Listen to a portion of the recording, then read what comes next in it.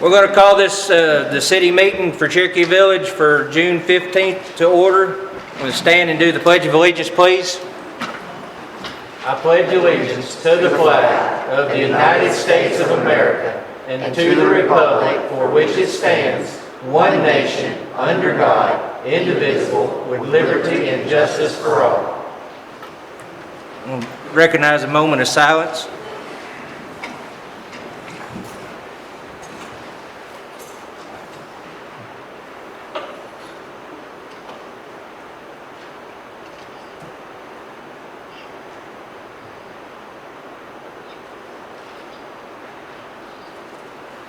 Amen. Miss Angela is going to be doing city clerk duties tonight, or yes, am I right on that? Yeah. So, would you mind to call roll, please, Miss Angela? Yes. Do what? Sure. Ms. Harrison? Here. Ms. Tatum? Here. Mr. Thompson? Here.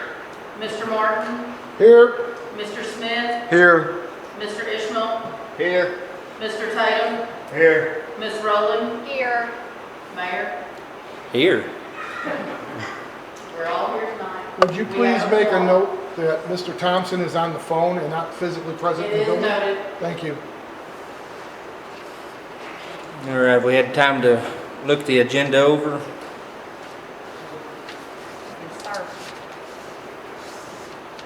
I motion we approve the agenda.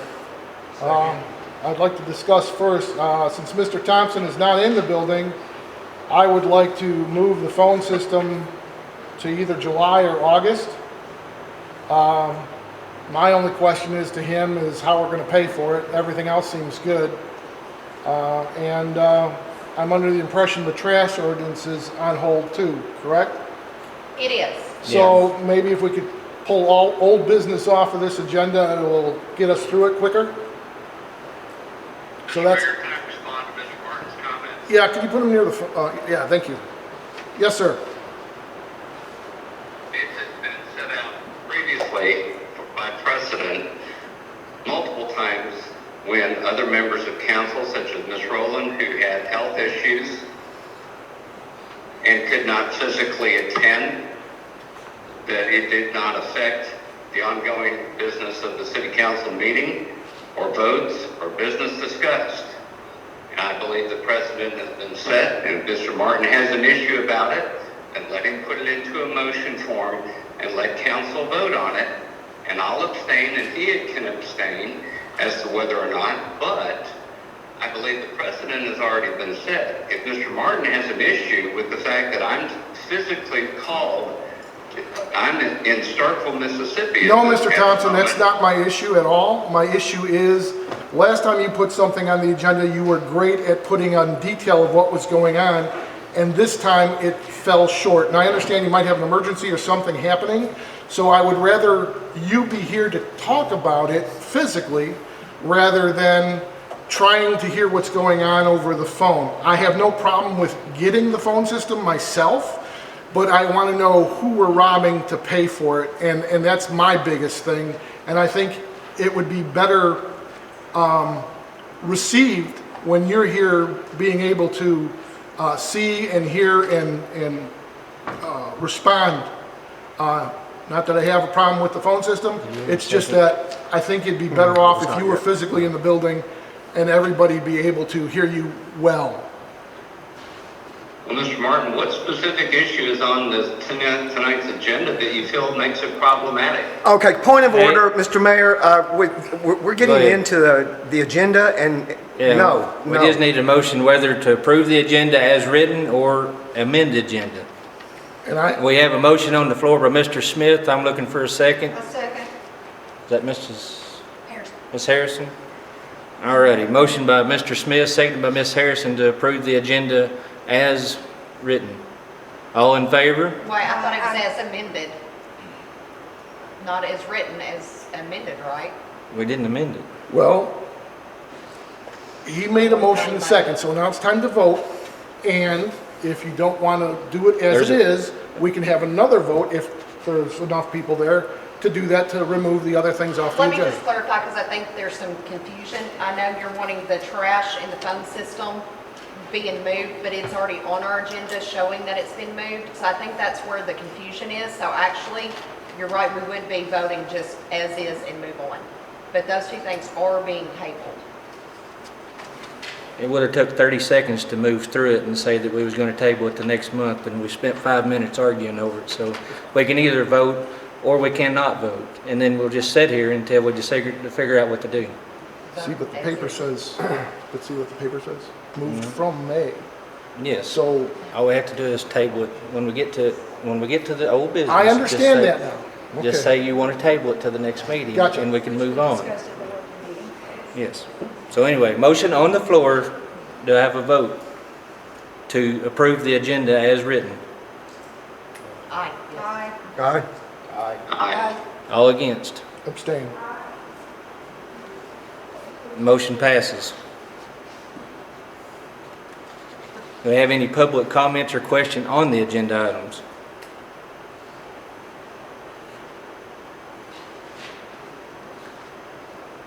If you had a chance to read over the minutes from the last meeting. I make a motion, we accept the minutes as written. I second. Mr. Martin makes a motion that we accept the minutes as written from the last regular meeting, seconded by Mr. Smith. All in favor? Aye. Aye. All opposed, like sign. Motion passes. In the correspondence,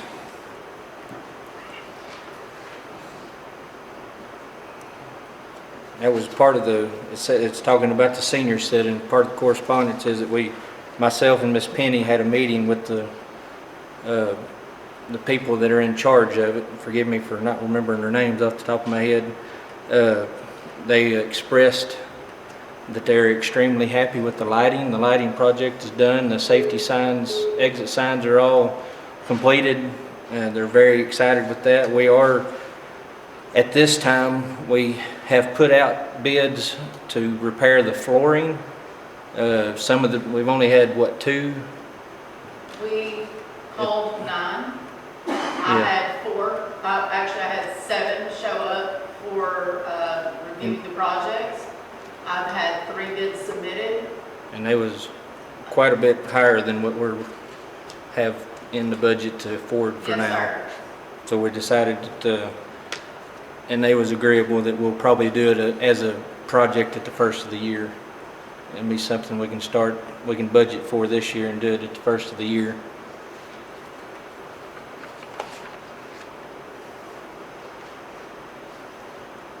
But I'm really happy with the lighting. If anybody hasn't been over there to see the lighting improvement, it's very nice. And Mr. Mayor, Yes, ma'am. will there be any issues that the floor's not done because of their protocol over there? Not at this time. Right now, the way that, when we was talking to the people we had the meeting with, they're actually kind of trying to figure out where they stand, because they kind of got, for lack of a better word, they kind of got thrown into it when White River pulled out before the contract ended, so they honestly don't know where they stand right now. So he told me give them about 30, 45 days to get their stuff figured out, and then they'll come back and we can have another meeting when we got more solid ground to stand on.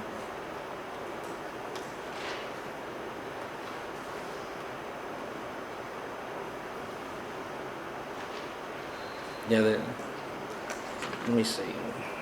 We can go to the financial report.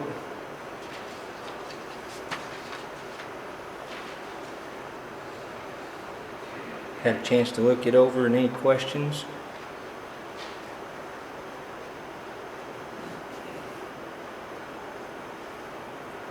We're getting it to Miss Deb and Misty's really working hard. We've all been pitching in. Miss Deb and Misty's working pretty hard at getting it figured out with the sweep, since we went to the Intrify sweep. Kind of had a little learning curve to it, but we're still getting used to it.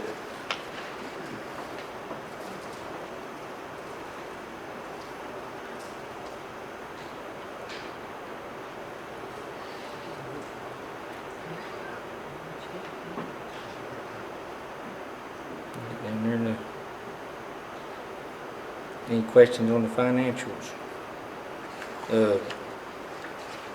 They did include in the, they did include the sales tax received. To me, it's kind of something nice to look at. It gives you an idea whether you're on an upswing or a downswing. I told Miss Deb I kind of like it being included into the packet. That way you can see. That way you can see what's going on. Mr. Mayor, I move that we accept them as written. The financials. There's no reason to accept them unless something's changed in the budget.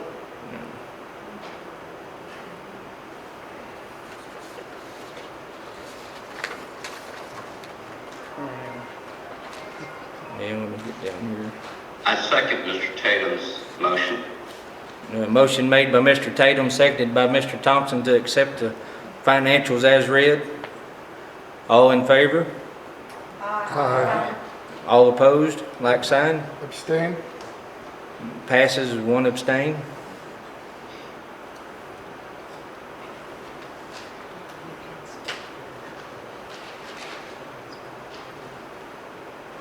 Well, I'm going to have to apologize because I don't see, it just says mayor's report, and I didn't print off my copy of it.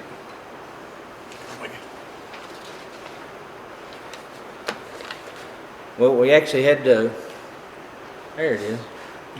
Thank you, Miss Amy, for saving me. Well, I thought it was in there and I forgot to get it. Anyway, along with what the first part is talking about the meeting we had with the senior citizen people and the senior center operations people. Like I said, they're excited with the new LED lighting. It looks nice and well. The people there are really happy with it. To go back to last month, myself and the Planning and Zoning Superintendent Charlie Akers had a meeting with Nathan Birdsell that brought up about the double B docks. Said we came to the agreement that there was a document dated June 7th, 2001, which was titled Dock Construction Guidelines. It's kind of vague because it says in one part, all structural building materials must be a treated lumber, non-rotting material, or galvanized steel. But then in section 4, it talks about having bolted steel brackets. But we came to the understanding and settlement that from this day forward, he needs to follow the city's international building code, which says that the docks shall be made with non-corrosive resistant materials. We were going back to the city formed a health and safety committee to go in compliance with Rule 32 from the workers' compensation.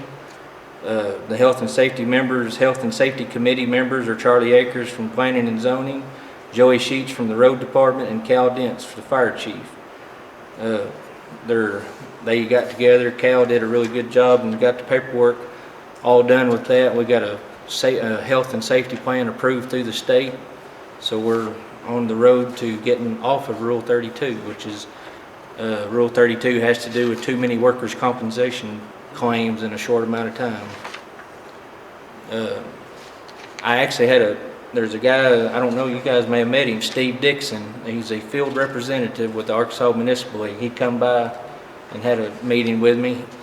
That's the first field representative, he said, in history of Arkansas Municipal League. His job is to come by. If we have questions, he's going to be the face of the Municipal League. So if you have any, I got his card. Anybody wants to talk to him, just let me know and I can get you his information.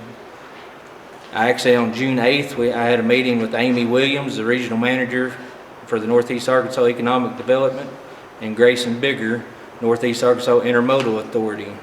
We had all the mayors of the surrounding 4 cities and the county judge there. Basically, it was a meeting about putting stuff on the wish list that they can go look for any kind of grants or any kind of commercial businesses.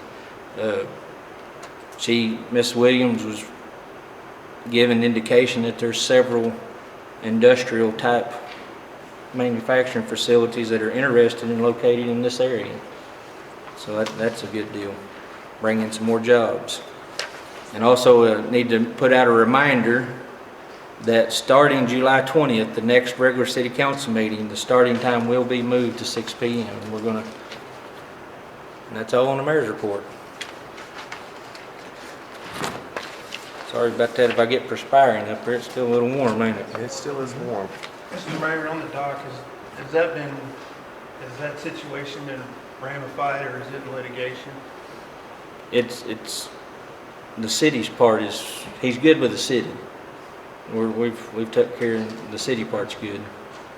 Now, I don't know his other stuff, I don't have no clue So with. he's not been able to launch the dock, I'm assuming? I see it's still sitting up in front of his business. All right. All right, move on to department reports. Get to animal control, any questions on it? I've been trying to talk Miss Corinne into sticking with us, but she has a very good opportunity to move on, and I don't blame her. I won't hold her back for taking care of her family and stuff like that. So she has done a very superb job. I know in my short tenure being here, she's probably, it's amazing when the phone quits ringing and you don't have complaints. I haven't heard a complaint since she's been working out there, so you'll be missed.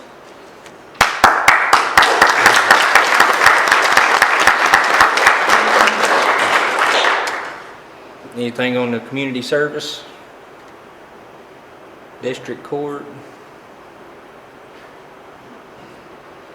Fire department? Anything to add?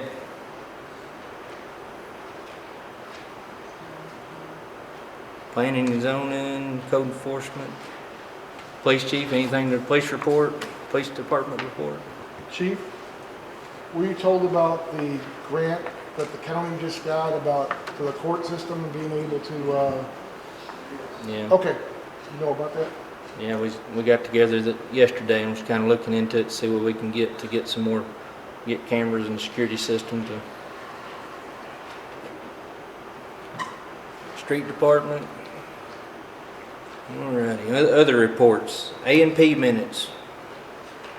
Mr. Rob, Miss Pam, which one you want to give a report on the A&P? Mr. Mayor, I am going to defer. I think we've got someone in the audience speaking for us today, and Okay. they'll probably cover just about anything that we could add at this point. Okay. And the Eclipse? Yes. Same?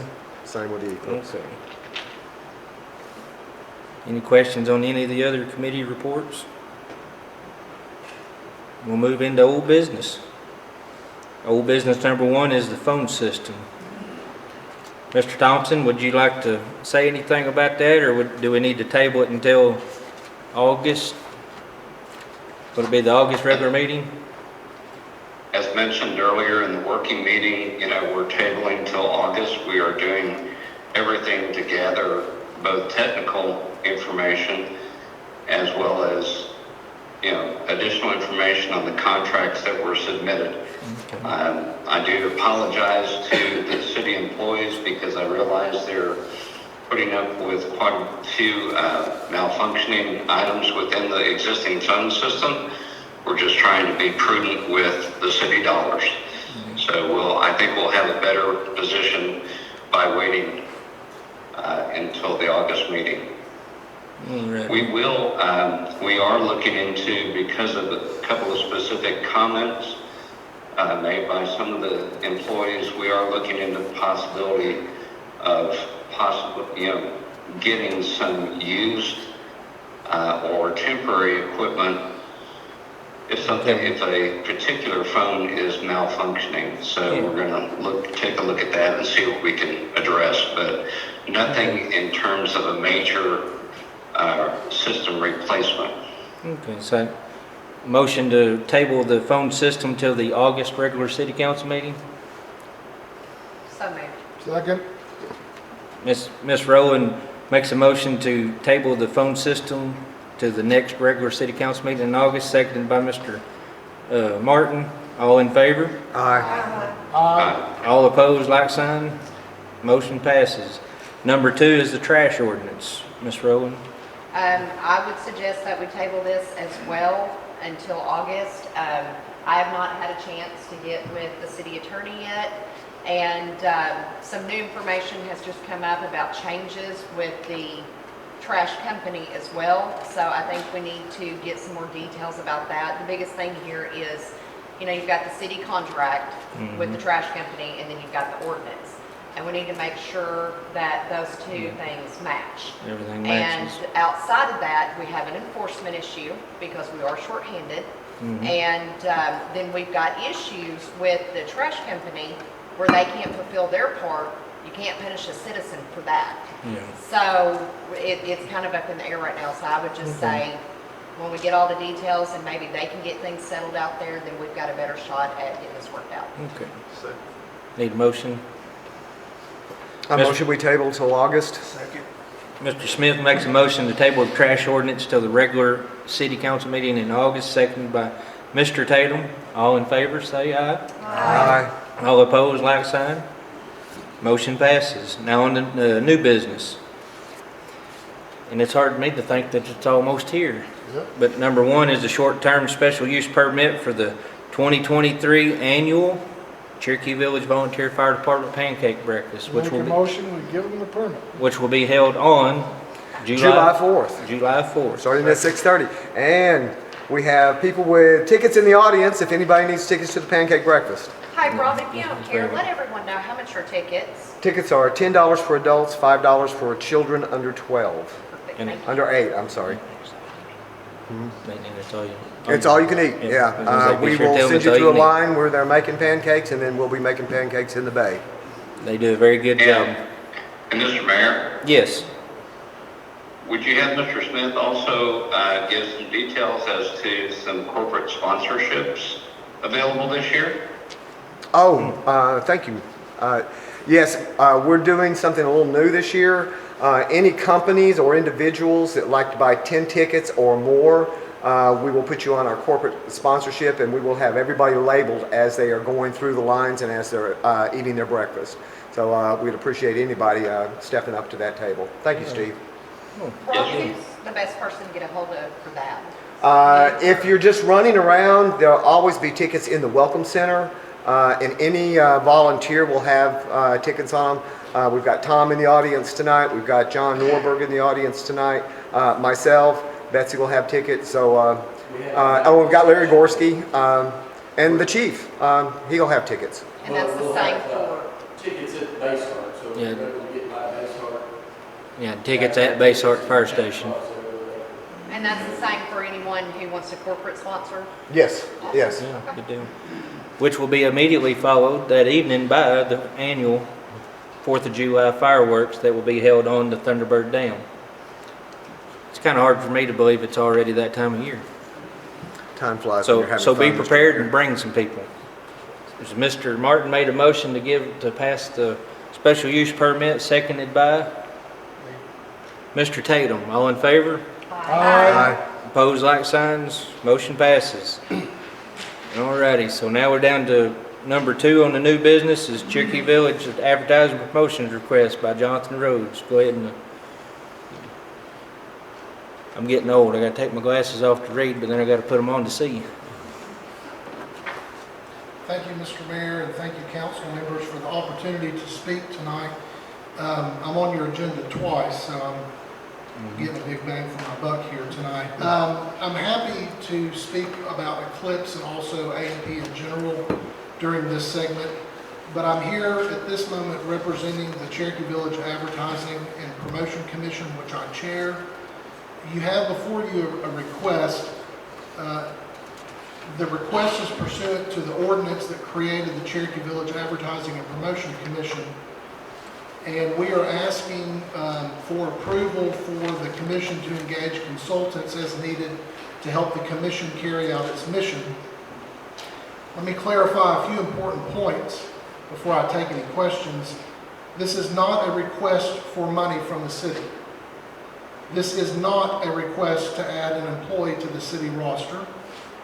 This is a request to authorize the A&P to utilize A&P funds and A&P's authority to engage consultants as needed to help carry out the commission's work.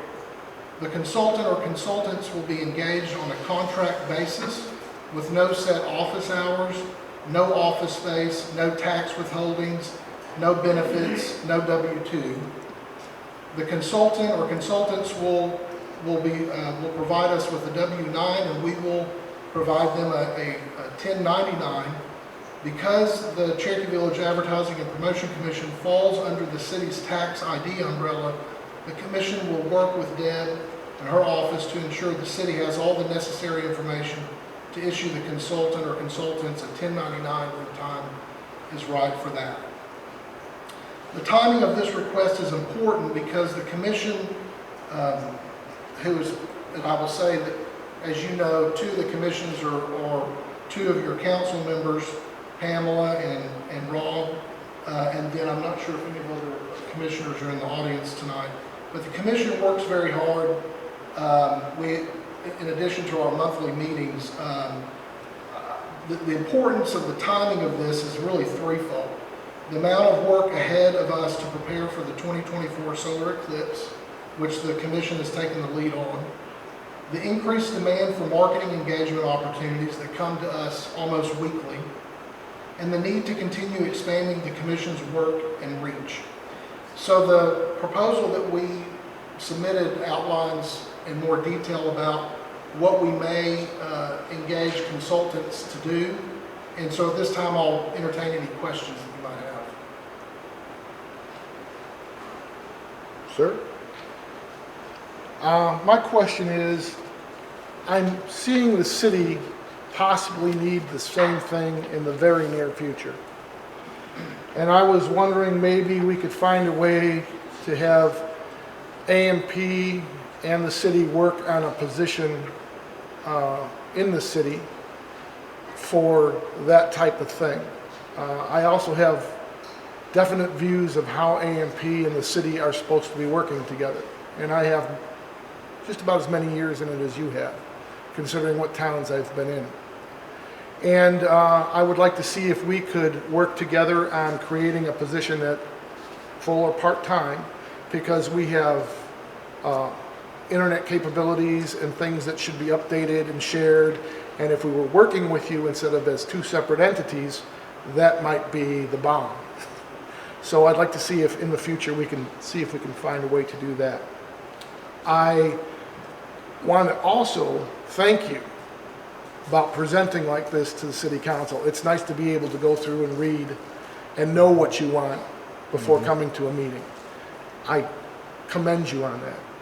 And I'd like to say I'm for it. Thank you. I'll just say, Mr. Martin, that of course the commission, I think, would certainly entertain any proposal that the city might want to offer in the future. Our focus and our mandate, which is mandated in the ordinance that the city passed to create us, and also we're governed by state law, is very specific, as you know, to tourism. And so we have a broad mandate within that tourism umbrella, but we stay very specific to that. And so, and most everything that we do, some people will say, well, I don't see some of what you do. We're not bothered by that because the people in this room are not our audience. So when we go to attract tourism here, we're attracting people outside of this community to come here. And so those are the eyes that we want on the products that we, and the partnerships that we form. So I would say that, yes, any opportunity to partner with the city, we have a whole list of partners that we have. We always look for that opportunity, whether it's specific departments within the city or the city council. So I appreciate the thought in it, which I'll carry back to the commission. Thank you. So I'd like to make a motion that we authorize,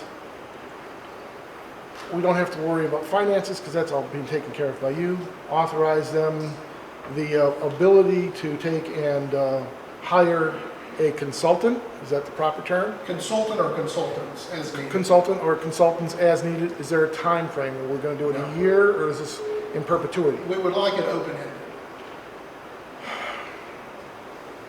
And the reason for that is if we engage a consultant now, we don't want to have to come back to engage another consultant in 6 months. I was thinking a year or so, get us through the eclipse and that, and see how it works. Maybe the council might come up with some other things that we feel need to be done and apply it that way. But a year or two would be you know, some definite timeline, so we could see how it went. You know, we can review and understand what's going on. I'll say, I think that the commission wouldn't be opposed to a 2-year timeline. So that's my motion. I second that motion. That was a lot. Mr. Martin makes a motion that we, Except That- hang on a second, I'm having my senior moment. What's the term again, please? Authorize No, the no, no. consultant. Consultant, authorize the consultant for a 2-year term for the A&P Commission. seconded by Mr. Martin, or seconded by Mr. Smith, sorry. And just to clarify, consultants. Yeah, consultant or consultants. Correct. Just Sorry. don't understand why we're getting involved. It's their commission, let them do what they need to do. We have to, we're set up by ordinance. The Yeah, but I'm city. saying the timeline, y'all should be able to decide whatever timeline you need, it's your commission. I agree with Jonathan. I don't think the commission would have a problem setting a 2-year. And the reason why I say that is this, is because, you know, our MP is growing pretty rapidly right now. And I don't have a problem with council wanting to watch over that. You But know, maybe also in that timeline, we can find a way to merge that particular position. We I could. will say this, when we were doing research on this, I was told that a city employee can work on anything that has to do with the city. However, an A&P, anyone consulting for A&P or was hired by A&P, anything under A&P, cannot do regular city function. So that's just something to throw out there and think about, so. Okay. Got a motion on the floor? I do have a clarification, if the city attorney doesn't want, I just want to make sure we're doing this correctly. Even though we have 2 council members that sit on A&P, we are still able to vote. We just want to make sure. Second. Yeah. We're up for vote. Yeah. Yeah, we're up for vote. Mr. Mayor, I do have a question or two, Okay. if you don't mind.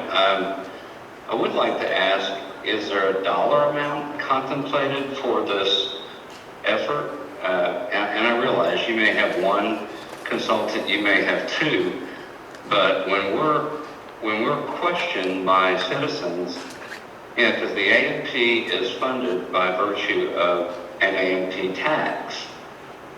And, you know, Mr. Martin brought up the issue of a time limit in terms of a time frame, but I mean, I guess I'm a little bit at a loss in terms of what kind of dollars are going to be expended in this effort and how much of the A&P budget is going to be dedicated over towards these, you know, contractors. And the reason I rate, you know, the history on that was Pat Cleary was involved with the city on a celebration. And it was a short-term event, as important as it was, but when she brought it up, she was wanting to, in her budget, put a specific amount at that time. And granted, that effort at that time did not even begin to measure up to the scope that Mr. Rhodes has described this evening. It's a much larger scope that he's describing over a longer time frame. But does it, you know, Mr. Martin raised the point in terms of a time limit. Is there anything in terms of a dollar limit or a percentage of budget limit that is worth discussing? Mr. Rhodes? Well, I can address, first of all, the state law and your city ordinance is clear that the A&P has total control over A&P funds. The city has no control over how funds are spent in any way. So I would say there's no function for the city to try to put an arbitrary limit on how we spend funds or how they are spent or when. I can tell you that the A&P has been talking about engaging a consultant for some time. As a token amount, we budgeted in this year's budget $12,000 for the year. We can anticipate that someone who was working probably maximum part-time basis would be around the $15,000 mark for the year. We have, as I said, already budgeted for 12, and we're of course 6 months into the year. So I'll just say that that is not something to hold the commission to, but we do have that number in mind for a consultant position. And just out of curiosity, do you have an idea of what that represents in terms of your total funding based on receipts? Our funding fluctuates, as you know, month to month based on what is collected. We have our anticipated revenue for this year is $40,000, which we would conservatively budget as under what we think we will collect this year. So you're looking at, we think it will be north of $40,000 that is collected this year in A&P tax. And so if we spent, let's say, $15,000, which will not be spent this year because we're halfway into the year, we're looking at that percentage of the total revenue. Okay, thank you, sir. You're welcome. Thank you for the question. So we're ready for a vote? Yes. That'll be a roll call vote. Ms. Angela? Ms. Harrison? Yes. Ms. Tatum? Yes. Mr. Thompson? Yes. Mr. Martin? Yes. Mr. Smith? Yes. Mr. Ishmael? Yes. Mr. Tatum? Yes. Ms. Rowland? Yes. Unanimous. Okay, motion passes. Our second, the new business number 3 is Mr. Rhodes is going to give us an update on the NEA, Northeast Arkansas Our Town grant update. And I appreciate that vote. Before I move to the Our Town grant, I'm happy to address if there are any questions about the Eclipse, the task force, Yeah, and let me skip over any that. other A&P questions. Oh, you asked me. I I'm told not you. always here, so if there is something specific, I'm happy to address. I will tell you that our Solar Eclipse Task Force is, we've been meeting since March. That group is meeting in this room on the second Wednesday of every month. We have a huge... At 3 p.m. At 3 p.m., that's correct. We have a huge task ahead of us. The commission's leading that effort, but we've brought in any department within the city. Of course, you, Mayor, were in our first meeting. Several city council members are joining us. The Suburban Improvement District is well represented at those meetings. The Sharp County Airport is at those meetings. I'm engaging the superintendent of the school district. We're talking to the chamber, to the county, to other stakeholders. I think you know that the school has officially made the decision that the school will not be open on April 8th, which I think is the right decision. But we're talking to the superintendent about what happens on campus and what happens with programming for students, but also our work, which really is ongoing for the next months, will be about event planning and activity planning specifically for Cherokee Village. Also, a lot of emergency and contingency planning, which we'll be working closely with the fire and police chiefs and departments. We're also coordinating with the Hardy A&P Commission and our colleagues at the city of Hardy and in other cities as well. So we're tackling a large regional marketing effort and push for this, utilizing potentially some Create Bridges grant funding to help us with that marketing. And that would cover Izard, Sharp, and Fulton County. Our overall goal with that is to really push people to the Ozark foothills for the eclipse. And if we can push them here, get them here for that weekend, then we can show them and showcase everything that we have to offer in Cherokee Village and the surrounding areas. So it's a huge, huge process, and I appreciate everybody in this room has already put a lot of hours into it.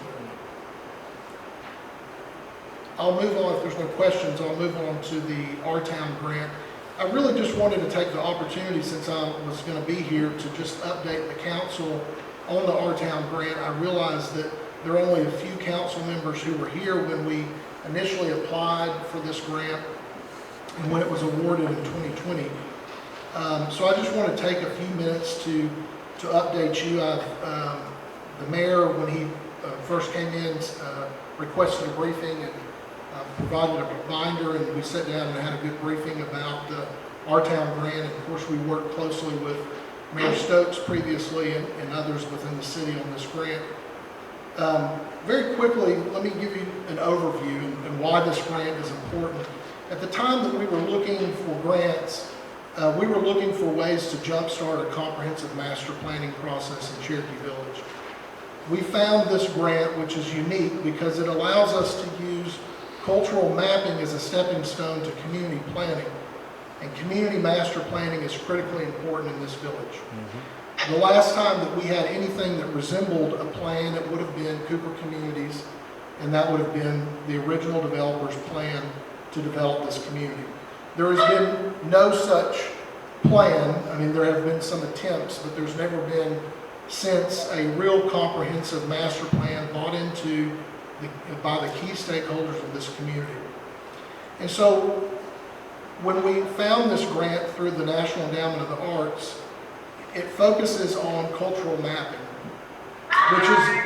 which is very unique for any kind of comprehensive master planning process.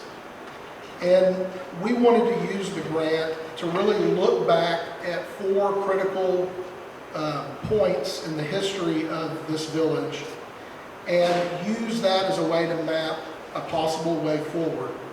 And so the 4 periods that we wanted to concentrate on were the Native American history here, the Ozark pioneer history, the camp and scouting history, all of which preceded the founding of the village in 1954 and the launch of it in 1955. And so that brings us to the 4th pillar, which was the mid-century development by Cooper Communities. And so we drafted the plan to really fit NEA protocols. And the first year that we applied, and when I say we, in order to apply for this grant, a city has to apply. And so we approached the city, I did, and Grayson Bigger at the time, who was a colleague of mine. We approached the city, and the city endorsed an application. We applied, we didn't get the grant, but the NEA liked the proposal so much that they asked us to go to Washington and workshop the grant to reapply in 2019, which we did, and we received notice of the grant award in the spring of 2020, and the grant was officially started in July of 2020. We recently secured an extension to be able to finish wrap up the grant in totality by the end of this year, the 31st of December 2023. The city, as I mentioned, is the lead applicant in the grant, and we had to have a nonprofit partner who was established for a certain period of time and a certain amount of workload, and the Arts Center of North Arkansas is the nonprofit partner for the grant. The grant budget is $200,000. That's $150,000 in cash and $50,000 in local in-kind match. The cash pledged for the grant was $100,000 from the NEA, $25,000 from this city, and $25,000 from American Land Company as the community developer, which is my company. And we draw down those funds as we have expenditures. So all of that money flows through the city. So anytime there's an expenditure, we ask for reimbursement from NEA or from the partners, and then that money goes to the city accounts for it, and then writes the check for the expenditures. So far, we have spent $52,205.75. I have worked now with a number of treasurers at the city, and Deb and I just spent about 45 minutes together several weeks ago working through some of the numbers, but in short order, we're about to spend another $43,955.75, and that will pay off the balance of what is owed to the University of Arkansas Community Design Center. Once those funds are spent, that will leave us a balance of $53,838.50 unspent that will get spent before the end of the year. So the largest expense of the grant is the partnership with the University of Arkansas Community Design Center at Fayetteville. So the Community Design Center has been a part of the University of Arkansas, associated with the School of Architecture for decades, has done innumerable projects across the state and the country. I've had some experience with them over the years, and they have been an invaluable partner in this project. They have done the bulk of the work and will receive the bulk of the money, about $90,000 of the grant. But they've earned, in my opinion, have earned every penny of it. They have finished their deliverables to date, with the exception of coming for a presentation which will happen probably early this fall, which will be a public presentation. The University of Arkansas Community Design Center has completed parcel and building footprint data files utilizing GIS technology, and they've delivered these electronic files and shape files for our use. For those who know what GIS is, this is very valuable to have for the city, potentially to use, whether it's working with GIS files with the fire department, the street department, the water department, SID, others.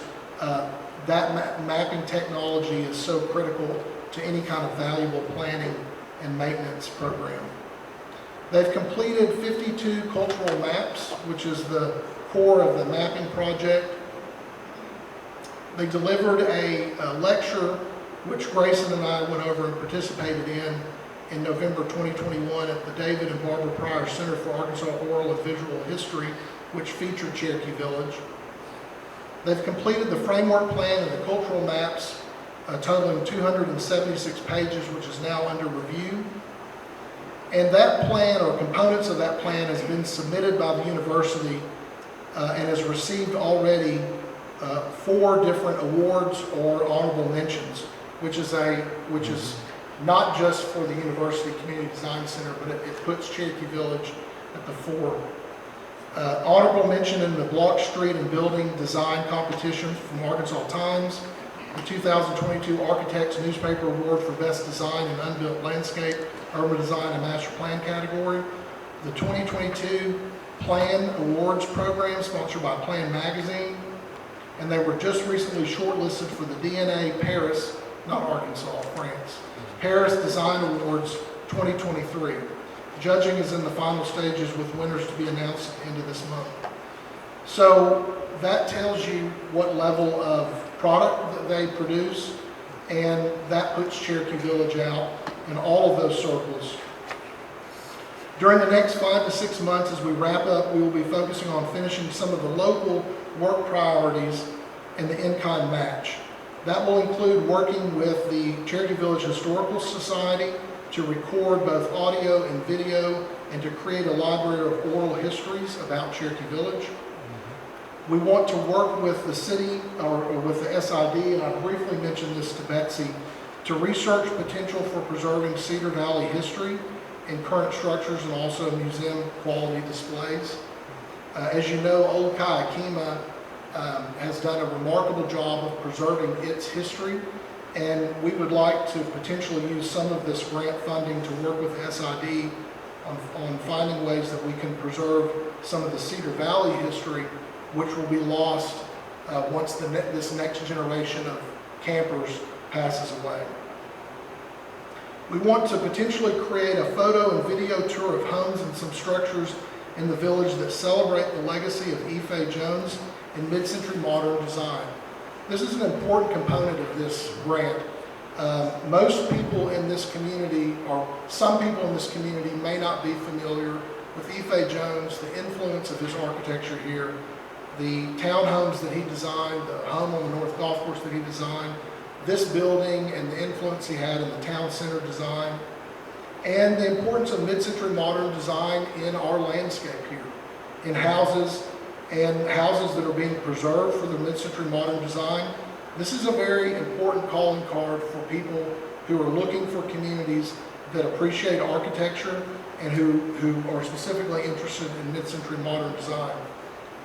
We'll be working with the Arts Center on an artist-led project to commemorate the village's upcoming 70th anniversary in 2025. We want to create some permanent displays to showcase some of the cultural maps and what we have in mind. If you've ever been to a park, a state park that has the large display boards that are tilted that you can live outside and can take the weather, we're looking at the potential of investing in some of those. And then ultimately ensuring that any of the deliverables from this grant are preserved digitally and accessible to the public for the coming decades. And then we'll be hosting a final presentation this fall with Dr. Stephen Luoni, who's the director of the Community Design Center, to have Dr. Luoni back to Cherokee Village, who's been here twice, and for him to publicly present the framework. And we also want to use that time to host some more community design workshops with citizens, property owners, and key stakeholders.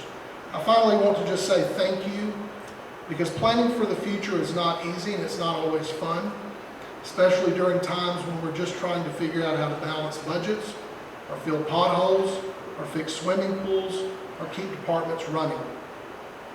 Economic recessions don't help. COVID crises don't help. Unnecessary, costly, wasteful lawsuits don't help. And these are challenges that we've faced in the last years. But these challenges do not diminish the important need for and the value that effective community master planning creates. This month, 2 years from now, in 2025, our community turns 70. Now, when I reflect on this, I'll be 49 years old in 2025. Making decisions and plans for what this community will look like in 30 years when it turns 100 seems too far off for many of us. But when that happens, God willing, I'll be 79 years old, just a little older than my father is today. And so I think a lot about what this community is going to look like in 30 years, when my nephews and the next generations will be standing here in their 40s. That's why community planning is important.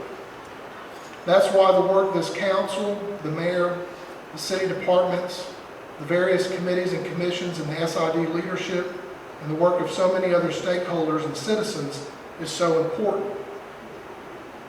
It's both about protecting and preserving what we have today, celebrating our past, but also about implementing plans to ensure the next generations inherit a community that is financially viable, strong, and vibrant. I'm happy to answer any questions you have about the Our Town grant. Thank you, Jonathan. The cultural mapping and the GIS database, you've had them in your hands since winter of 2021. No. That's what the gentleman that did the program told me. He said, we've had drafts. Well, he says, you've had, and I don't want to be in the middle of an argument, but you had the GIS database delivered to you in the winter of 2021, and the cultural mapping was done way before that, and it's won 2 awards when I talked to him, and that was February this year.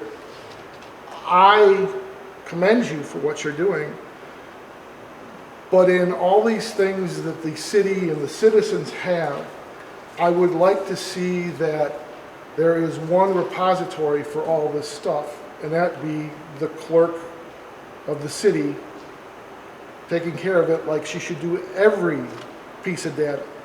So it would be nice to, and I got to get with you one of these days, we talked about that. Yeah. I'd like to see the GIS as it's functioning for you, if you have any of it working right now. No? No. I mean, those files are files that belong to the city.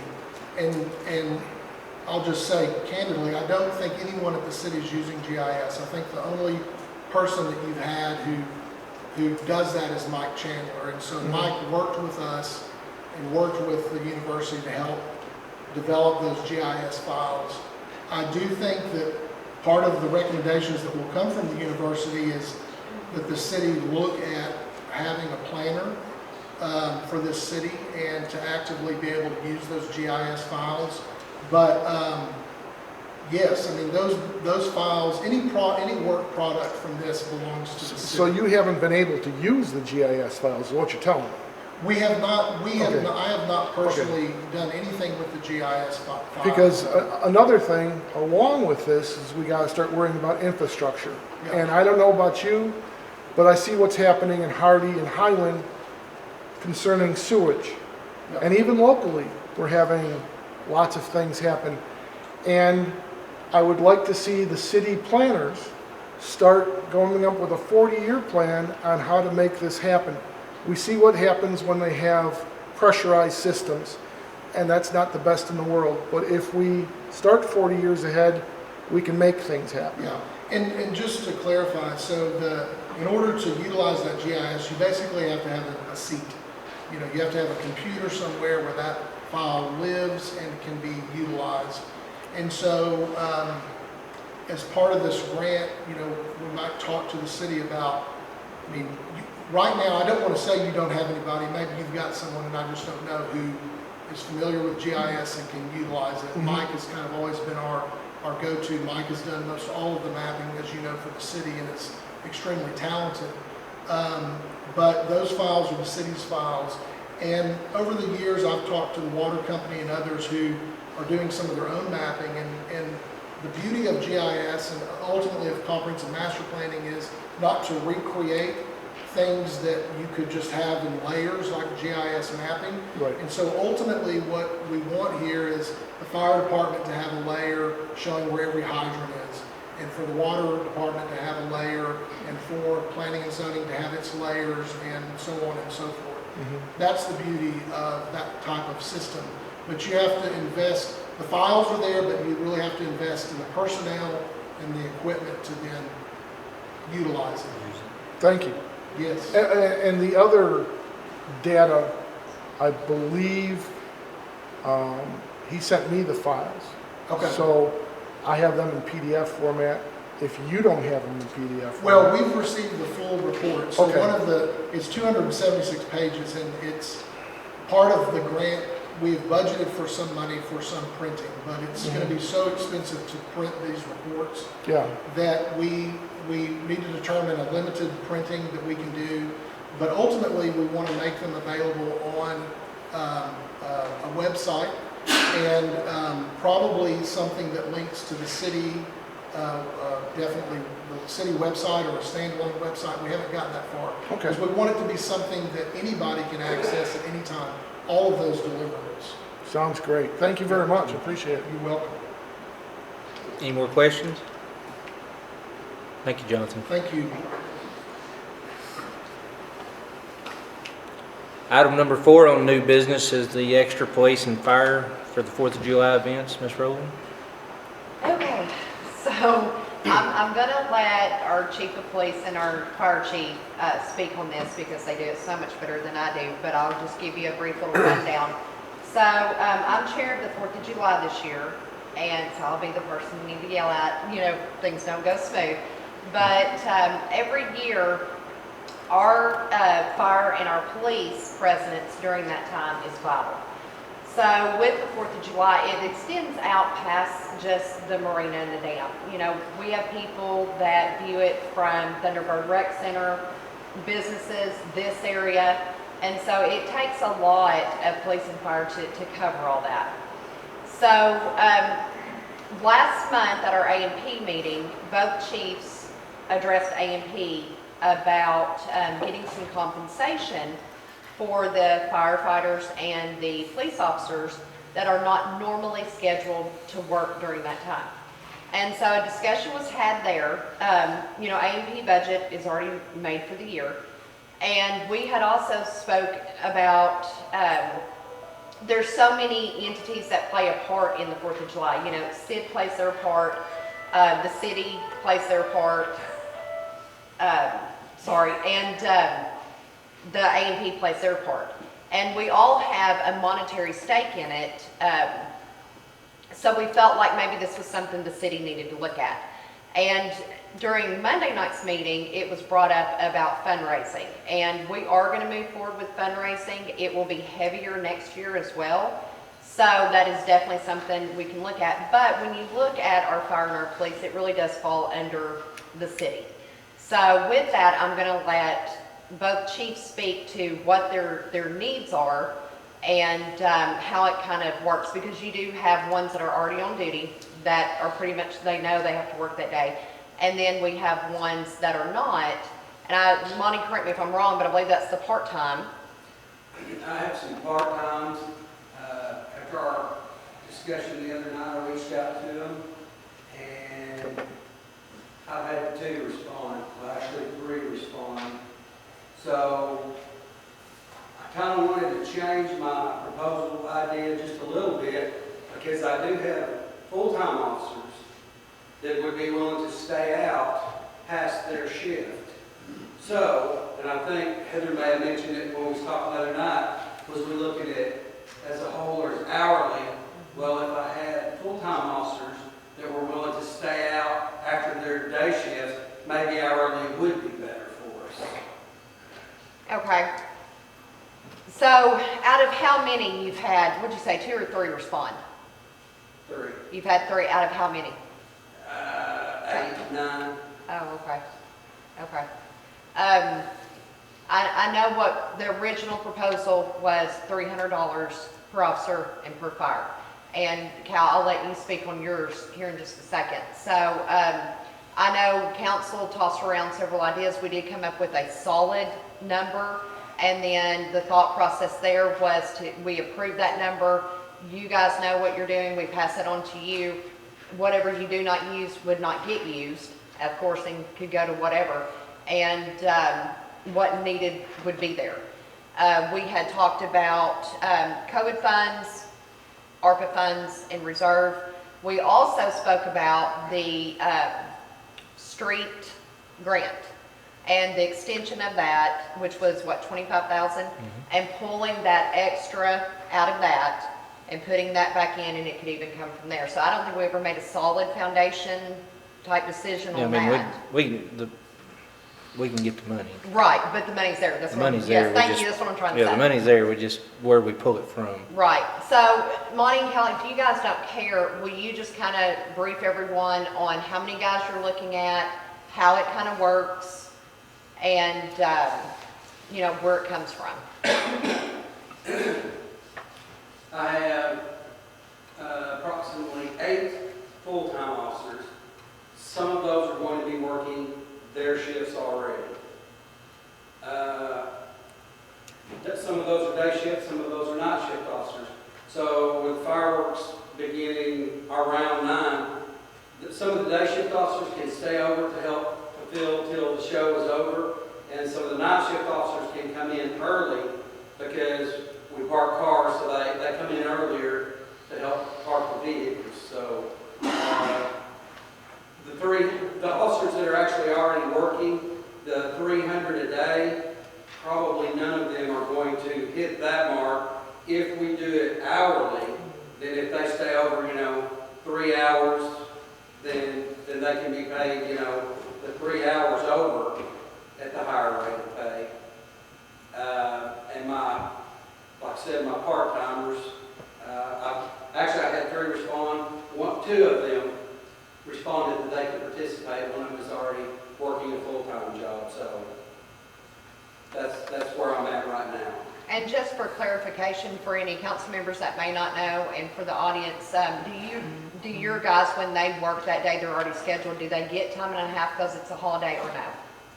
Yes, if they work over their 12-hour shift, they get time and a half. Well, it's actually because of police officers do not draw time and a half until they get over 85.5 hours, so. Right.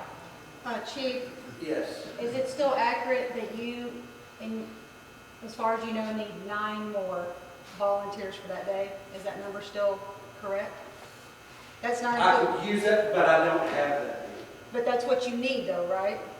Well, I mean, you yes, said you were gonna have 5 full-time working that day and you needed 9 more? actually, I'm going to have all of my, even the officers that are off on Tuesday will be here that day to work. So you're looking more at 14 versus 9? I won't have that many to work. What's the max amount of people you will have work that day? All of my full-times, which is 8, and I have 2 more, that would be 10. So 10. And how much are you looking at hourly? That's, Well, our original amount we talked about was 300 for an 8-hour shift, so that breaks down to 37.50.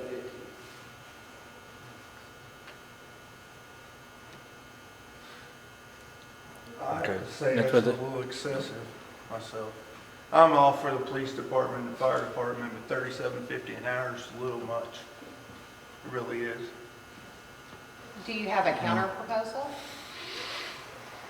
I would think more like 25 or 30 an hour per whoever works.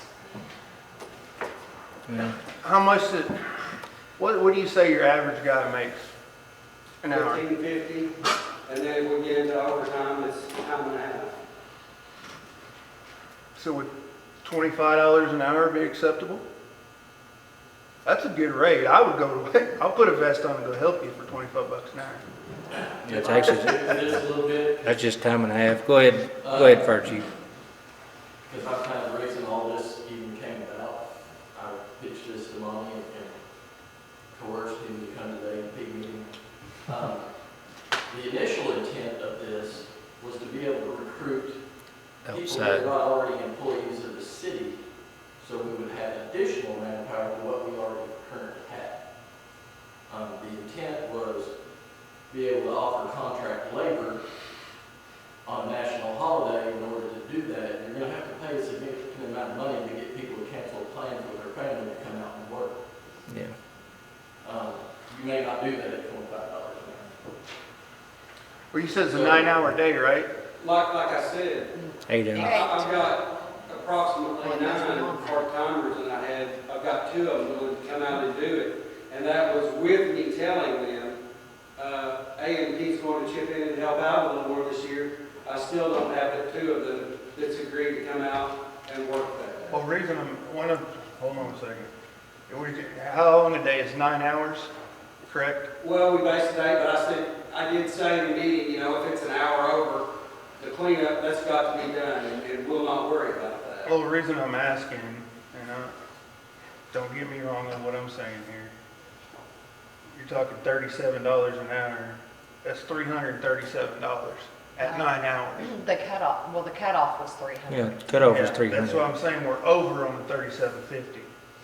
We're not doing it by the hour. It was just a monetary single. We was doing it $300 for, based on an 8-hour shift, and I said, if we stay out an hour or an hour and a half longer, we'll not worry about that. So if we approve a certain amount, you can pay your guys whatever you need them to get them there as long as you don't go over that amount? Correct. Okay. Okay, I mean, Yeah, that's where we're at. That's where we're at. So our number is $3,000 for the police department, and don't go over that, correct? No, Well, it's, no, hold on. You gotta Okay, get- so, got to get to the fire chief, but well, right, Okay. and like what Cal just said, he would be reaching out even outside of his regular fire, department. Monty, my question to you is, if you only get those two that say they're willing to do it, would you also try to reach out? Because here's why I'm asking this. What was our number Monday night? 5,400. 5,400, Okay. correct? And that's Yes, for- for 18, that's 4 fire and 14 police. Yes, so if you guys are presented with that total 5,400, Cal, what you need, and Monty, what you need, Monty, would you do the same and try to reach out for some extra help? Okay, so I just want to make that clear. Yeah, that's That's where- what we're looking at. yeah, that's what I would like. I would like a Yes. motion to set the budget for this as a separate line item and set the budget at $5,400 and then get with the police chief and the fire chief and of course myself, and then that's, we can deal out the budget as needed.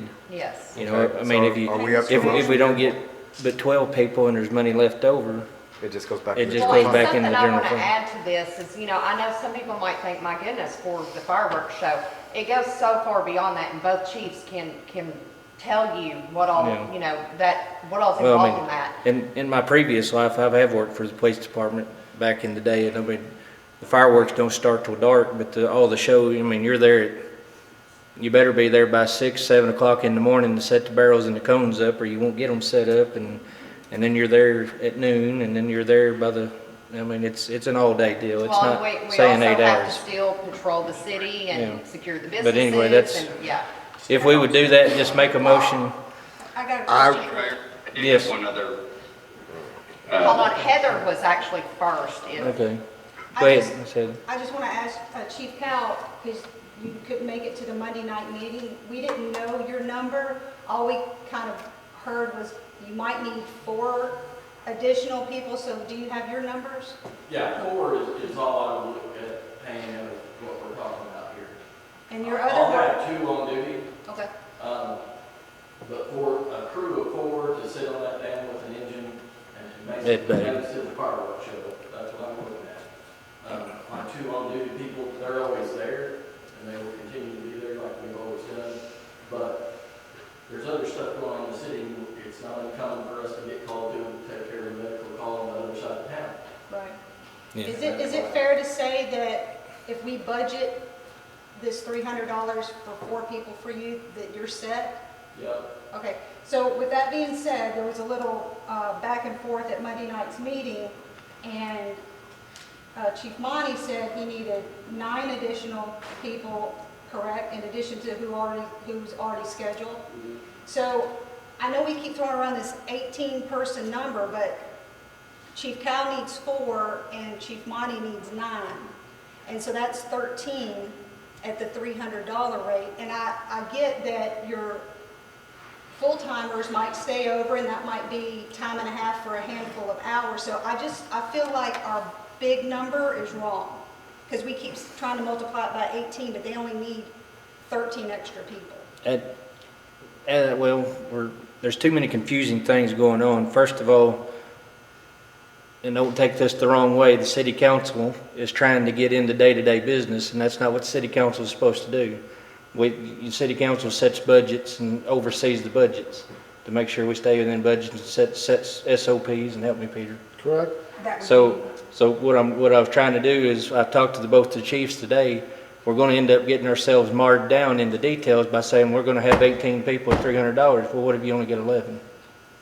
So if we set a separate line item as a budget and say this $5,400 is budgeted for extra police and fire, it goes along with what the fire chief has said, that's fallen on deaf ears, is if Monty or the fire chief, police chief, fire chief, has to go on to outside agencies to draw in outside people, It may cost more. we can use that money to pay outside people. It's not just, I mean, we're going to prefer the city employees first, but if it comes down to the nitty gritty and you only can get 11 people to show up and you need 15, we can advertise to the county deputies or surrounding cities, and maybe one of them will want to come in. That was the whole purpose of this. Right, and I agree with So that. I thought that's why I just wanted, that's why I was like, instead of getting marred into details, we just set a line item with the budget and tell because we have a good police and fire chief that'll stay within the budget and not go I just thought willy-nilly with a checkbook. Right, I just thought we were having to come up with that number, and y'all came up with 5,400. Is that Yes. not what we did? That is based on 18 people at the best. That was That the would be max. the most. Mr. Mayor, what I was trying to get to here, I don't have a problem setting it. Okay, now we gotta get, Mr. Thompson was next in line. He's next. Mr. Thompson, you're next. Mr. Mayor, I would agree with your comments and many of those that have been voiced. But what we were trying in the working meeting to do was to come up with a budget number. We arrived at 5,400. I believe both chiefs are very challenged on a weekly basis of staffing. When you get around a holiday, it gets particularly challenging because we already have full-time individuals that are pulling double shifts or shift and a half. And, I think at some point we have to sit back here and set a budget, trust our department heads that have been prudent in the past to properly allocate that budget and move on. Yes. Mr. Tatum? Well, what I was looking at here, I know we originally said each one gets a set amount per day, but my problem is we got a police officer out there for 9 hours. He's going to get $300. We got a fireman that's going to sit in the truck on on the bank for 4 hours and he's gonna get the $300. And I don't think that's fair. Wait, where are you getting 4 hours? They'll be at, the fire department will be out there probably about the same time. Every time never mind. No. And I'm gonna tell you something. I just think it needs to be hourly to make it fair, because you got police officers are gonna be standing out in the heat on the street for 9 hours, directing traffic. They're gonna be there till 10, 11 o'clock, cleaning up, taking cones down, taking all that kind of stuff down, making sure everybody's clear, the drunks are out of there, drug heads are out of there, and the fire department's already gonna be at home. So if you're gonna set an amount, it needs to be hourly, because it is not fair for the police department to do more work for less money. I have worked with Cal Dents for over 12 years, and I'm telling you right now, that man is not going to pay somebody $300 for sitting there for 4 hours. He is And I'm tighter not with a questioning dime his- than a man who is blind. He will not do that. I'm not questioning What I am his saying, if I can finish my integrity. thought, Hey, what I am saying is, we hand these gentlemen who are very versed in their business $5,400. It goes into a line item. They will spend that money prudently. I can guarantee you that, because I know both of them very well. When they come back and they're finished, they may only spend $4,300 of that. That's going to leave us $1,100 that will return to the general fund the first of next year. It will not be spent, and it will come back to the general fund. And I know both of these gentlemen, and I know they will be responsible with that money, and they'll make sure that happens. Never did I question their integrity. I was trying to get down to a point, instead of a flat rate, it needed to be an hourly rate. So I was trying to get down to be fair on both sides of it. I am totally, you know me, I'm totally for the police and the fire department, always have been.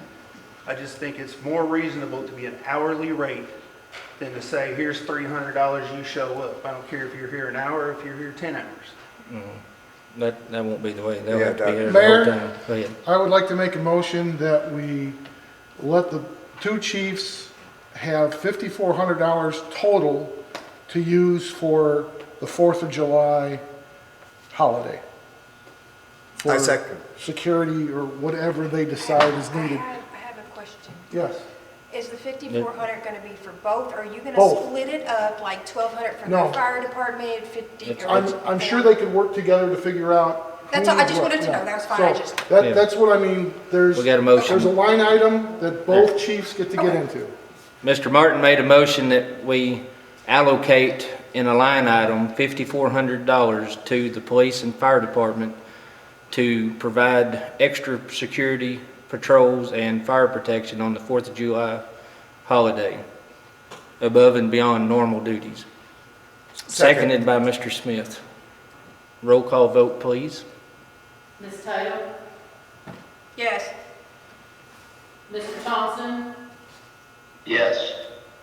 Mr. Martin? Yes, Mr. Smith? Yes. Mr. Ishmael? Yes.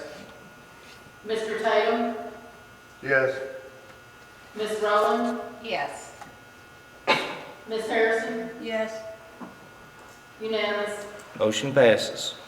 Item number 5 is the Miss Betsy Wall. You, for the record, just state your name and your occupation. My name is Betsy Wall. I'm the General Manager for the Suburban Improvement District. I'd like to thank all of y'all for allowing me to be added to the agenda tonight. I feel like there's a few recent comments concerning Sid that maybe I can share a little information with and hopefully clear some of those things up. I'd like to share with the group here today that I grew up in this area. I lived here from 1968 till 1981. I saw the village at the height, the best that it was going to be. And the way that our community ran together was something that I would love to see us to come back to. You know, I took this job to try to breathe some life back into the community. It wasn't a hard thing to see that our amenities were dilapidated, that our community was falling apart, and that this lawsuit that was going on was tearing our neighbors apart. You know, once the settlement was agreed in October of 21, which none of our commissioners or myself were any part of. We weren't on the board at that time. I wasn't an employee at that time. We had nothing to do with the lawsuit or the settlement. But we are trying to work together with the city and with the community to build a better place for everyone. I think when I speak for myself on this, that each of our commissioners would share the same theory that we're in this together. They're volunteers. They're putting themselves out there to try to make a better place. When I returned, many times over the 40 years that I was gone, I could see that things were changing, but I have passion for this community, and that's what made me decide to come back and bring my 40 years of experience in property management to try to make a difference in the village. We are making tough decisions, y'all. We're never going to please everybody, but we're making progress. Progress that this village hasn't seen in years. In the last 18 months, we have hired an outside contractor to replace the HVAC units at the North Golf Course that have been inoperable for more than 10 years. We moved the equipment off the Omaha Center to stop years of leaks and deferred maintenance that was not being taken care of. We also are preparing for future roof replacements there. So we have very methodically tried to prioritize the things that we're doing to see progress and for the community to see progress. Throughout the building preparations, we added updated electrical hookups to the Basehart campground. After the hailstorm in April, we were able to replace roofs at the at the beach house at Sequoia, Lower Thunderbird, Cedar Valley Park, the golf shop at the North Course, both the halfway houses at the South Course, and the cart shed. Earlier this year, we completed a resurface at the swimming pool at Thunderbird, and we replaced all the concrete deck and surrounding both of the pools. We added a phase 2 on the electrical at Basehart, trying to prepare for the future eclipse, trying to prepare for the future progress that we hope the village is going to have. Each one of our contractors pulled permits, and I have confirmed all of this through our planning and zoning department. Each contractor was licensed, they were insured to perform the work. Local vendors are being used every possible chance. Our materials that we purchase here for all repairs that we do in-house. It is not our intent to try to bring business to other communities. Unfortunately, our community doesn't provide us with the qualified contractors to handle the amount of work that we're doing on the large scale. It's not because we don't want to, it's because we don't have the contractors here to do it. And we want our jobs completed in a timely fashion. You know, that's the other problem that even our residential people in this community face, is we can't find quality contractors, we can't get our work completed in a time. And that is what has held up Sid and these amenities for years. If we've got to go outside to get things done, then that's going to help build the community. Let's be honest. People that visit here, vacation here, they're not coming to see what city council's doing. They're coming to enjoy our lakes, our pools, our golf courses, our amenities. That and the village running well together is what's going to make our community successful. This division, this backbiting, this constant bickering and trying to have division in our community is tearing us apart. I don't think I can say that loud enough. It has to stop. It is not improving life for anyone. The last item I would like to address is to you, Mr. Thompson. I'm sorry that you're not here tonight for me to look you in the face. I listened to the last 10 minutes of the May City Council meeting, and I have been told by many people that the rant at the special meeting went on for hours the other night. It appears to me that you're using your position on City Council to spread your personal opinions and inaccurate information pertaining to Sid. It is detrimental to our community that this stops. The comments you have made and the threats that you have insinuated are not only untrue, but you are spreading rumors and gossip in our community.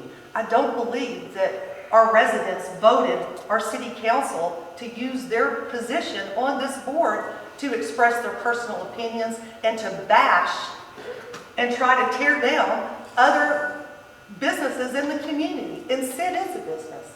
We are a business. We're not a community that gives everything away. We're trying to run it as a business. That's the only way that the city is going to make it.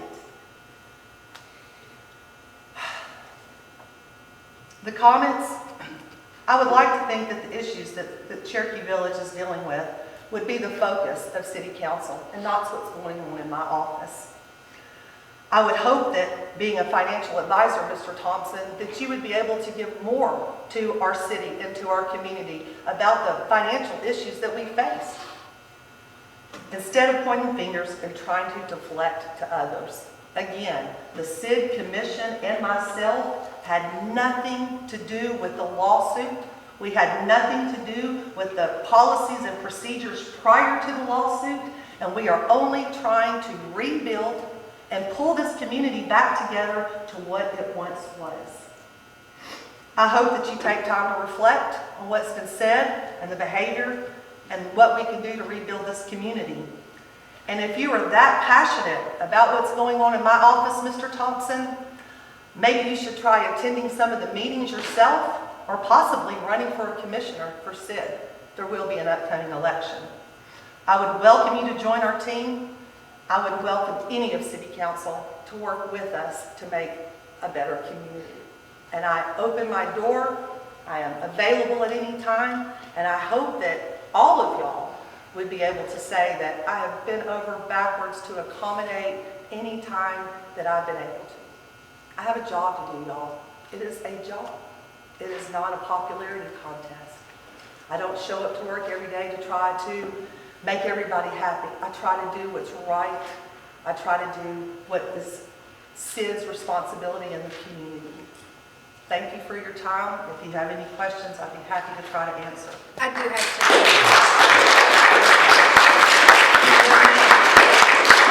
You said that you use local businesses for all of your construction.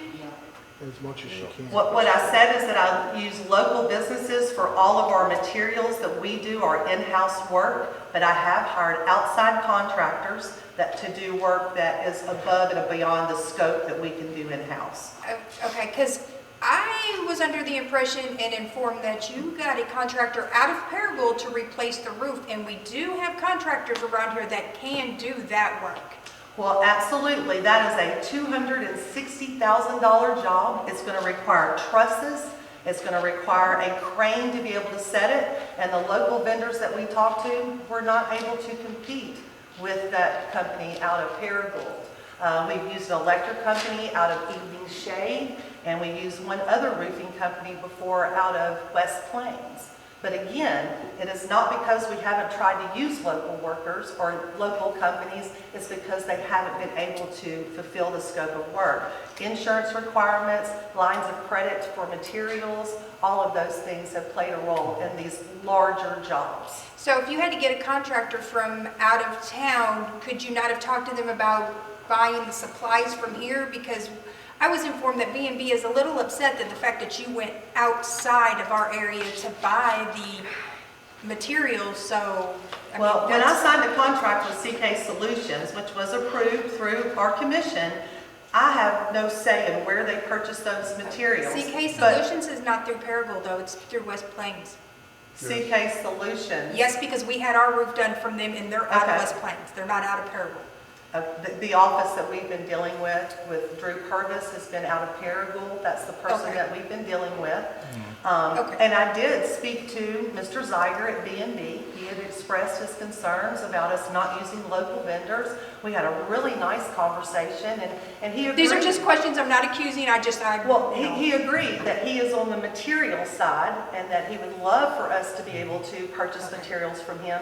But he also understood that finding qualified contractors was another challenge.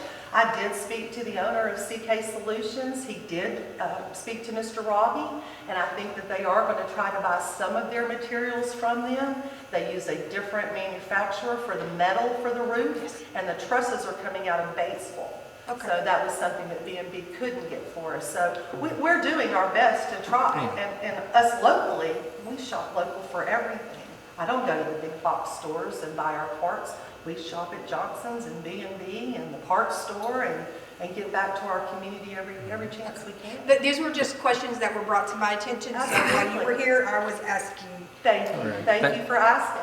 Thank you, Miss Betsy. Any other? Mr. Mayor? Mr. Martin? Let Mr. Thompson go first. Oh, Yes, Mr. Thompson? Yes. Well, since Ms. Watt had such a extensive, over 10 minutes, part of which were somewhat of a personal attack, but I'll set those aside. I do have a business experience, not only within the village, but over a 43-year plus period. And in fact, I was over contracting for Chevron International for 3 years. So I would dispute with Ms. Waugh, specifically on the roofing proposal for the contract on Omaha Center, in that, number one, you can stipulate that materials are obtained locally. And the reason that that's important to me and to the community is because when materials are purchased and delivered by B&B specifically, or any other entity, those materials incur a 1% city sales tax, and they incur a 1% county sales tax, which does impact our area. The version of the conversation that was related directly by Mr. Zeiger to me with Ms. Waugh was described to me by Mr. Zeiger as less than pleasant. So I would say, Ms. Waugh, on that one I would That's challenge hearsay. you.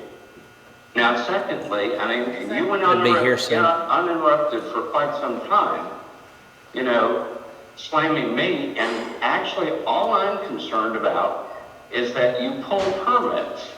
I did reach out to Cushman, specifically Mike Johnson, and he stated that when he inquired about a permit for the work they did on the Omaha Center, he was informed SIB is not required to pull a permit.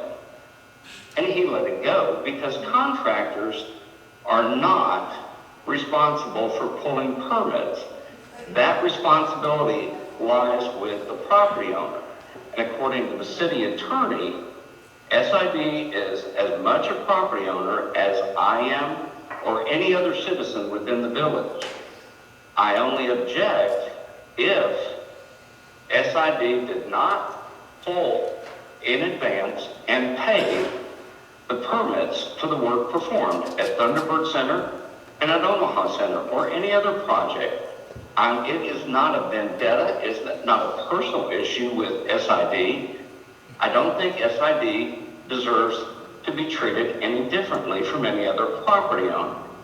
If that's taking a shot at SID, then perhaps Ms. Waugh misunderstands my intention. I have served dutifully.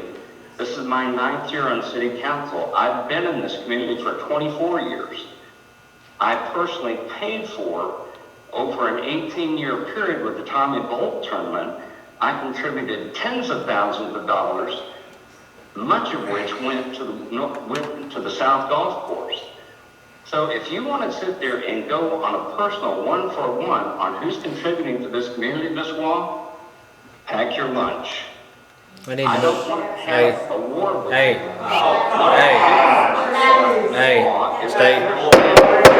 Hey, that's it. We're done. Mr. Martin, you get the last word, and then Betsy will get a rebuttal, and we're done. I would like to inform the citizens here that, like the aldermen sitting up here, the SID commissioners do not make any money being SID commissioners.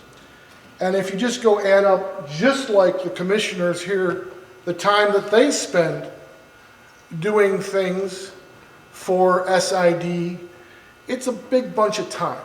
It is. So we're on the same level as far as Cherokee Village proper and SID as far as the time that those commissioners put in. And it's something new for them. They don't have any background to fall on, and they are trying to put it together as they go. And for the short amount of time they've been in there, I think they should be commended. And it's going to be tough, but they are a separate entity from Cherokee Village, and it's what the commissioners there decide to do. We really don't have a say on it, but I agree with you on pulling permits. Permits should be pulled when there's something major. Now, that was a confusing spot, and I don't want to hear a he said, she said kind of thing. I would just like it to be over, and let's continue from here. Thank you very much. Yes. Ms. Betsy, get a rebuttal. Thank you, sir. No, Mr. Mayor, I did confirm, Mr. Thompson, that all permits were pulled and all contracts that were signed required the contractor to pull the permit. I verified that through the Planning and Zoning Office. I confirmed that with Miss Angela, so I'm not sure who you're getting your information from, but that is incorrect information. I don't believe you have been privy to review any of the contracts or any of that information. So again, your comments about contracts and the day-to-day business that's going on at SID is untrue. All right, we're done. Moving on. All right. That's all I have Thank to you, say. Miss Betsy.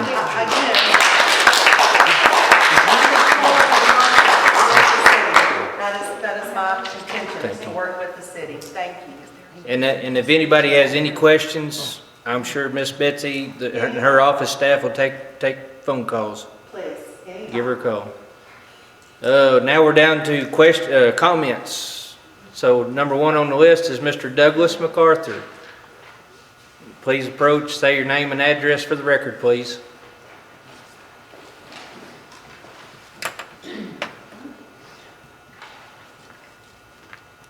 Douglas MacArthur, 157 Flathead. I'd like to start out by saying, because I have a loud voice and I maybe look rough, I'm not coming here mad tonight.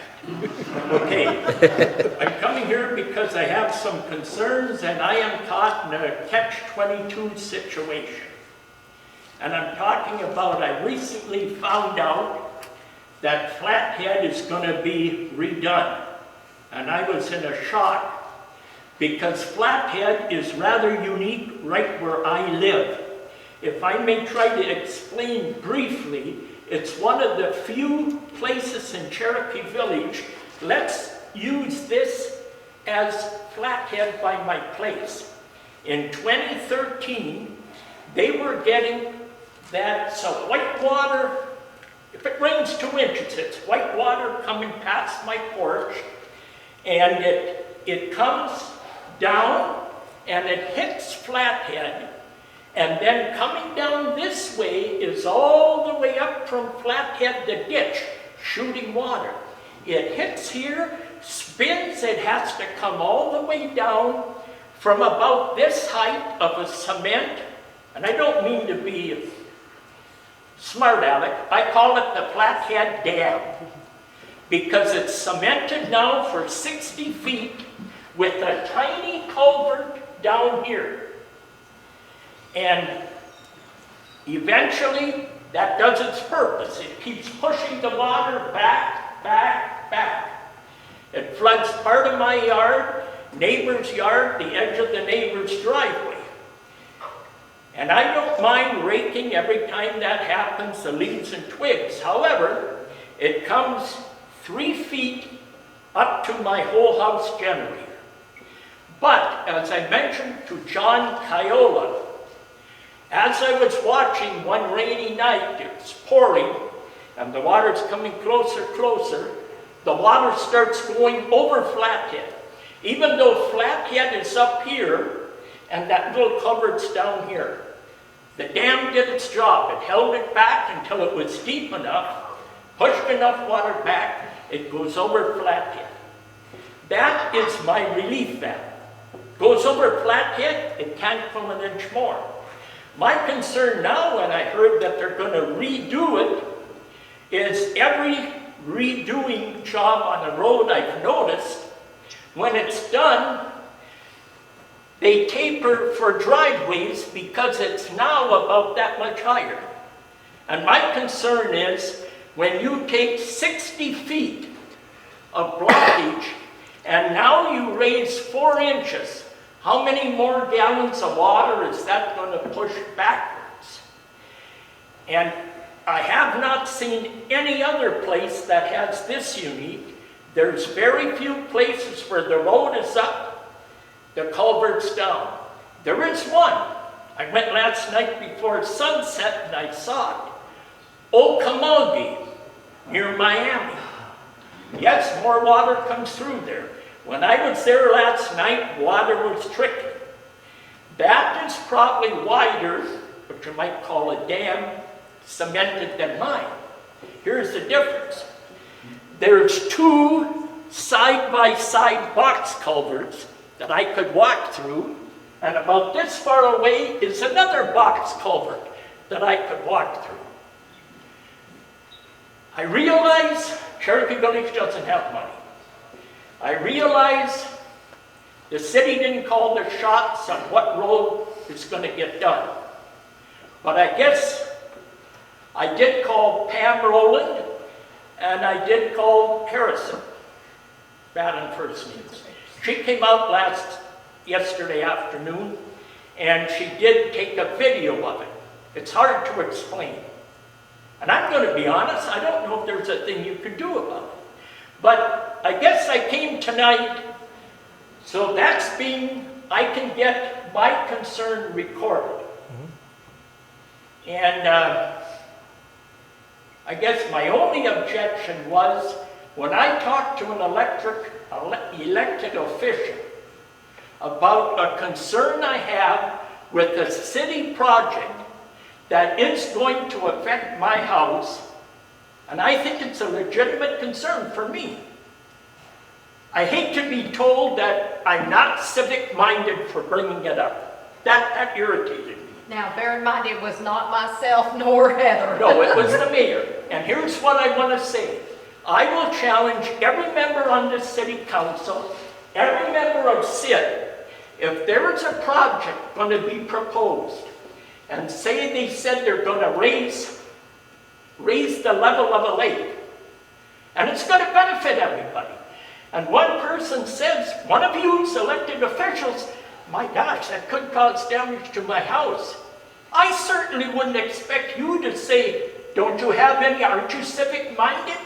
I mean, it's nice to be civic-minded, but when you're a little concerned about, and I'm just a peon with a plain ordinary house, I only got 100,000 stuck into it.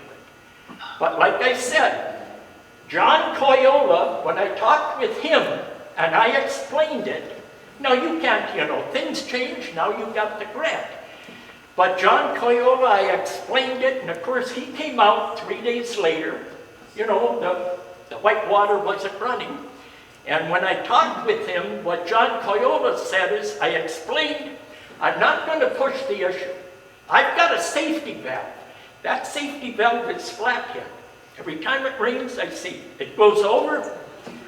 And I said, my concern is someday if they ever redo it and make it higher. John said that ain't going to happen. It's not on the schedule. Well, I'm not holding John to that. You were able to get a grant. Good for you. Mr. Martha, you're 6.5 minutes into your 3-minute time limit. Thank you. First of all, are you on the north side or the south side of Flathead? He's on the north side. North side of Flathead. So to mitigate this thing, if we found a way to go across Flathead and drain that, that would fix your problem, correct? It would need a larger culvert there. Going across the street, not Yeah. going up and Yeah, down the no, side of the street. He's got a 12-inch culvert there right now, Joey. 24. 24. That's going across the So, street? yeah. Okay. 24. It's, we talked to, myself and Joey, I mean, I know Mr. MacArthur has said we didn't do anything, but we've been out there several times, but a 60-foot, 36-inch culvert is about $3,000 just for the culvert. The problem you're going to run into over there is you got fiber optic telephone cables, you got a water line and a sewer line. I wouldn't even know if a 36-inch culvert would even fit in there. Okay. I mean, you're not, and you wouldn't know it unless you start digging the road up. Now, the only thing I do have is I would like to look at before, and this project's a next year project. I mean, this is a next year project. I said, but if we are, before they overlay the road, You know, because to me, when they overlay it and seal it off with hot mix, you don't need to be digging it up no Right. more. So before they overlay the road, if there is any way we can put in another culvert, we need to get it done before we overlay the road, because Yeah. I don't want to overlay the road with a nice hot mix road and then dig a trench across it. Mr. Mayor? Mr. Joey. How many inches do you think when the project is done, or is it hard to say? Somebody's street department will. It's a 2-inch, it'll be a 2-inch overlay. Compared to where it is now? It'll be 2 inches It'll be, higher. it'll be a 2-inch overlay is what they'll do. 2 inches would probably not, it Yeah. might be, 2 inches might be Yeah. okay. I was considering 4 inches. Yeah, And I no, was out there and measured 4 No. and then was sighting to see the level. yeah, And 4 inches would be bad. yeah. Do they grind down 4 inches and raise 6? Or No. is it No, just with go the- 2 it's just inches an on top? overlay. It's just a 2-inch, they'll come lay a binder, which is maybe a half, a quarter-inch thick, and a binder, and then they do a 2-inch overlay. Yeah, when they put it out, it's 4 inches thick, they roll it down, it's 2 inches compacted. Right. I think his biggest concern, because I was there yesterday, he gets where he is. One side of his house got a creek coming down, and then he's got Flathead up a hill coming down. He's just in a bad Yeah, spot. it is. And, his biggest thing is his generator that's, if And it may be something that need to put it on, get it off the ground higher, I don't know. I mean, that would be something you'd have to look at too, I don't know. But anyway, moving on, we can, next, Thank you for the time. no problem, Mr. R. Next to be Miss Betty Stokes. Can I speak? No, you didn't sign up, no, sir. I am Betty Stokes, and I live at 3 Modoc Circle in the village. And I just want to make a comment. We held a spay and neuter clinic, a 3-day clinic, and I personally and publicly want to thank all the volunteers that participated. We They did a had wonderful 19 job. volunteers for the 3-day clinic. They put in 181 volunteer hours. We did 121 dogs and cats. We did 66 dogs and 55 cats. And I just simply want people to know what our volunteers are doing. We have volunteers go out there during the week all times. Yeah, And they do a also, wonderful job. I will say that we are going to the farmer's market and taking our animals, trying to get them adopted. So I just like for people to know what we're doing. Thank you. Thank you, Mr.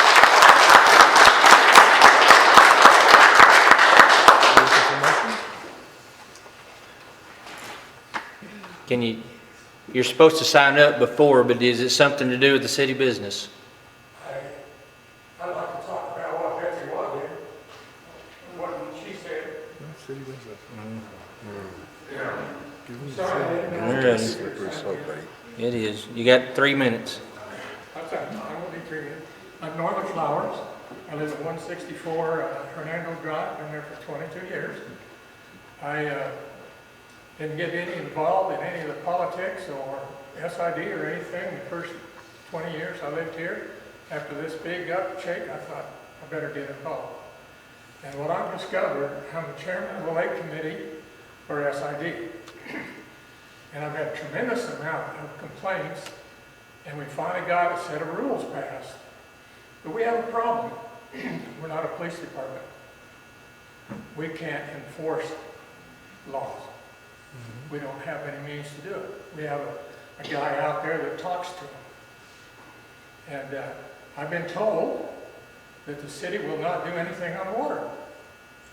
And I don't understand that. We're inside the city limits. That should be under the auspice of the city police department. Now, getting on with other things. I have an analogy of this problem that we shout at each other, city against SID. I can't argue with myself. I'm an SID, I'm a citizen of Cherokee Village. I'm both. So if I'm here arguing, I'm arguing against myself. We need to stop that. We need to quit arguing with ourselves. And we don't need to be jamming each other, criticizing each other. We need to go to each other with potential good ideas. And there's a lot of good ideas about our cities, people out there. All we have to do is ask for them. but I'm really sick and tired. I've never seen anything like it. The last 2 years I've been involved on the lake committee, all the complaints I get, and it's my lake, I'll do what I want. That's everybody's attitude. I'm sorry, it's not your lake, it's our lake.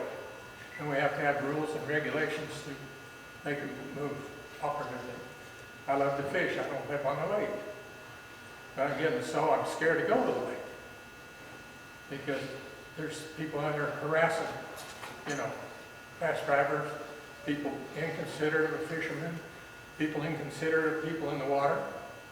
But anyway, that's all I have to say. Thank you. All right, thank you. Can I Not everybody. What? We don't talk back to them. Yeah. They just come up for us. So, She'd like to address something. Well, I mean, we can communicate with our citizens Yeah. during comments. Yeah. Well, his concern was the police can't do anything about it. I believe, if I'm wrong, it's outside of their jurisdiction to be able to enforce on water. Sheriff's Department, Arkansas DMV. That's what I thought. So it's not the city not doing anything, it's out of their jurisdiction and legally they cannot. We make that law, or it's the state make the law? The state. It's out of our hands. So, I mean, we just want you to know that it's nothing that we haven't already looked into. It's just, there's nothing legally we can do about it. But at one point in time, prior to all this, back in the day when I was Lake Patrol for 4 years, we did have people come in from the county, and since they were already an officer, they had the powers to take somebody off for drinking on the lake or doing whatever.